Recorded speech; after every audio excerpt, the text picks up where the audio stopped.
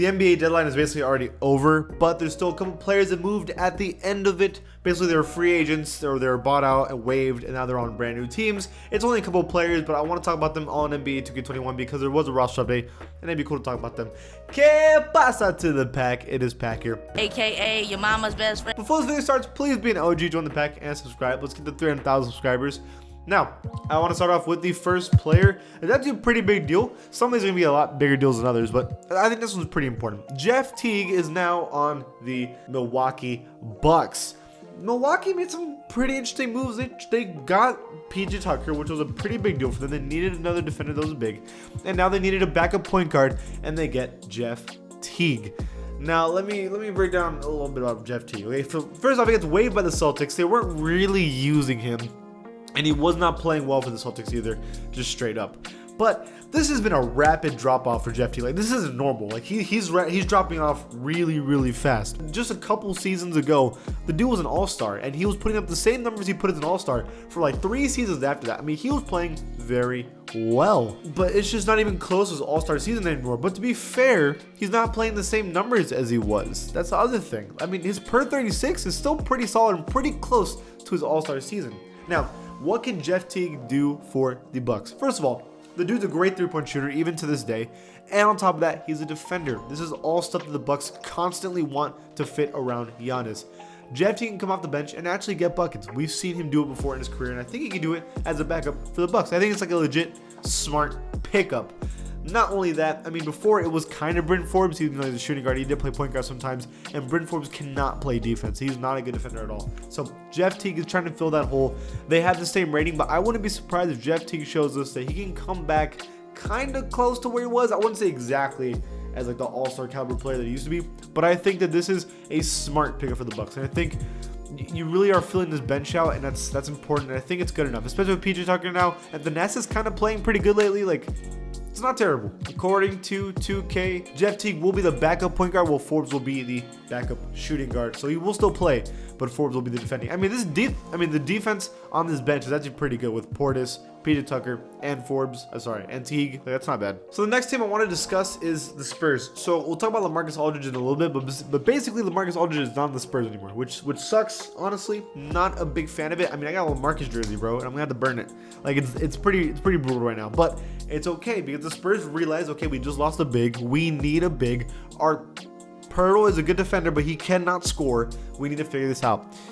And we pick up freaking Gorgui Dieng. Now, and I'm sure I mispronounced that, but this is really good for the Spurs. Like, this is huge for us. You don't get it. Our spacing this year has been dog water. And that's because DeJounte, even though he's a better shooter this season, they kind of back off of him. So obviously, the spacing is great. Pirtle can legit not shoot. So teams kind of back up off the Spurs. Like, that's just been what the case has been. But let's say we decide to start Dieng, who is a 48% three-point shooter this season. Oh my God. Like, we're already way better than the last game. I mean, just straight up. Now, let me break it down. So Gorgui averages 8 points per game, 5 rebounds, in only 17 minutes a game. That is pretty good efficiency.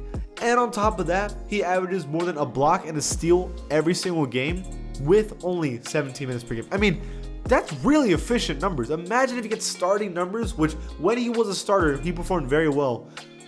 I think this is good. This is good for the Spurs. He's used to coaches that are pretty aggressive and serious, like Tom Thibodeau when he's on the Timberwolves. Now he's on the Spurs with Coach Pop. I think this will fit us perfectly. He can do basically everything as a center, just solid enough. And I think I'd rather have Dieng as a starter over Pirtle, but that's my personal opinion. We shall see, though. I think that this is not bad. No matter what, even if he doesn't start, we still have a backup center, which is what we needed. So we fill a hole. He's amazing. I'm happy. Okay, so the Spurs also pick up Cameron Reynolds. So Cameron Reynolds, 69 overall, 25 years old. Not the most amazing player, but even though he hasn't done much in his career yet, his stats: 5 points per game, 2 rebounds, only in 14 minutes. But he shoots 41% from 3. So off the bench, we have another dude that can shoot.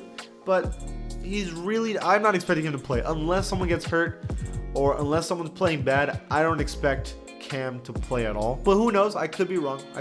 Okay, so now for the part where you actually care about The Lakers now have Andre Drummond, okay? 83 overall. Andre Drummond is tied as the third best player on this team with obviously LeBron and Anthony Davis, who are injured.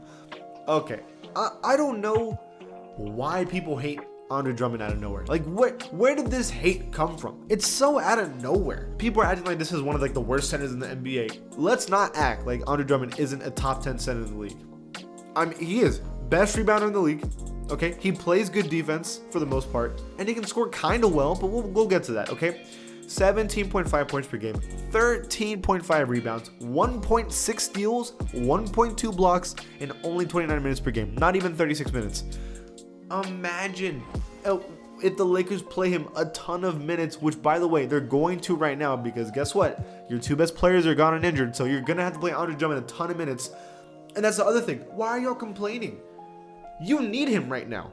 Your team sucks. Like, the Lakers are bad right now. You need someone, and Andre Drummond is at least going to kind of bring something to the table for these next couple games where they have neither of their two best players. They have to have Andre Drummond. It's essential. This was a move that they had to make. Plus, the Nets keep getting better.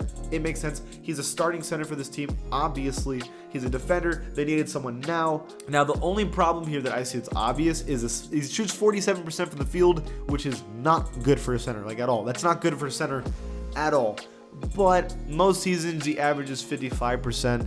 It's just that this last season wasn't good.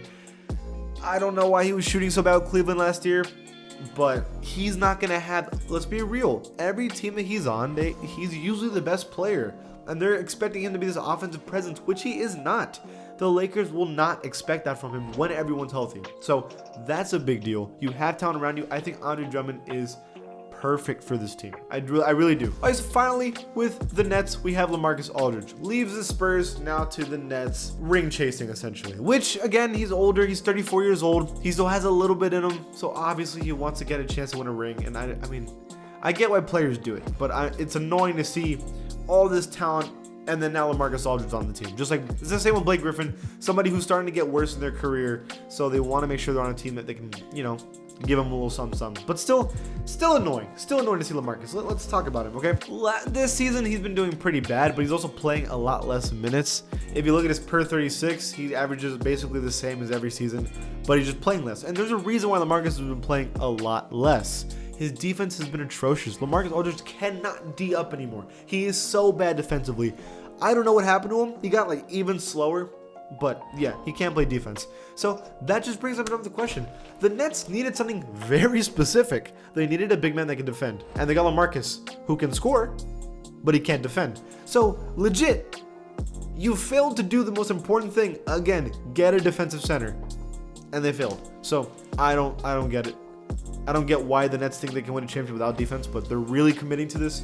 Who knows if they can do it? I want to know your opinion in the comments. Is getting LaMarcus cash or trash? Leave it in the comments below. And if you like this channel, give it a sub. And I'll see you guys next time.